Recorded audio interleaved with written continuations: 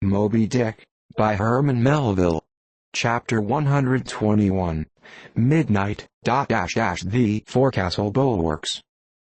Stubb and FLASK mounted on them, and passing additional lashings over the anchors there hanging. No, Stubb. You may pound that knot there as much as you please, but you will never pound into me what you were just now saying. And how long ago is it since you said the very contrary? Didn't you once say that whatever ship Ahab sails in, that ship should pay something extra on its insurance policy, just as though it were loaded with powder barrels aft and boxes of lucifers forward? Stop, now. Didn't you say so? Well, suppose I did. What then? I've part changed my flesh since that time, why not my mind? Besides, supposing we are loaded with powder barrels aft and lucifers forward, how the devil could the lucifers get afire in this drenching spray here?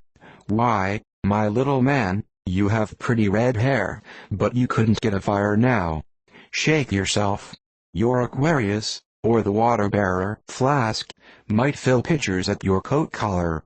Don't you see, then, that for these extra risks the marine insurance companies have extra guarantees? Here are hydrants, FLASK. But hark, again, and I'll answer ye the other thing. First take your leg off from the crown of the anchor here, though, so I can pass the rope.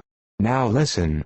What's the mighty difference between holding the mast's lightning rod in the storm, and standing close by a mast that hasn't got any lightning rod at all in a storm?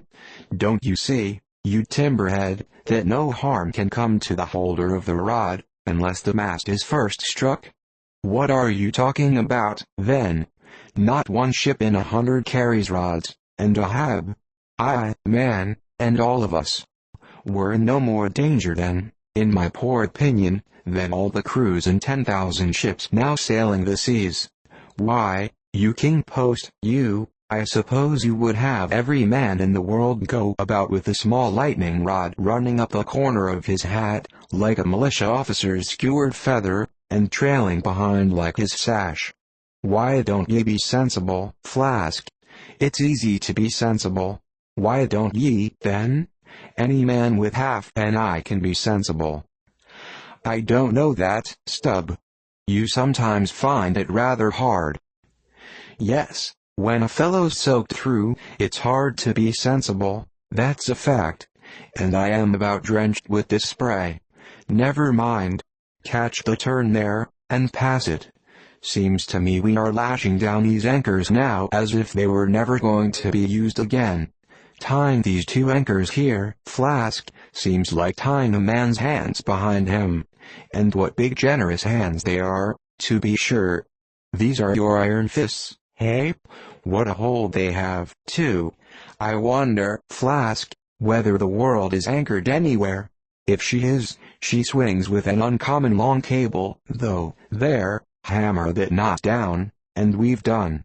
So, next to touching land, lighting on deck is the most satisfactory.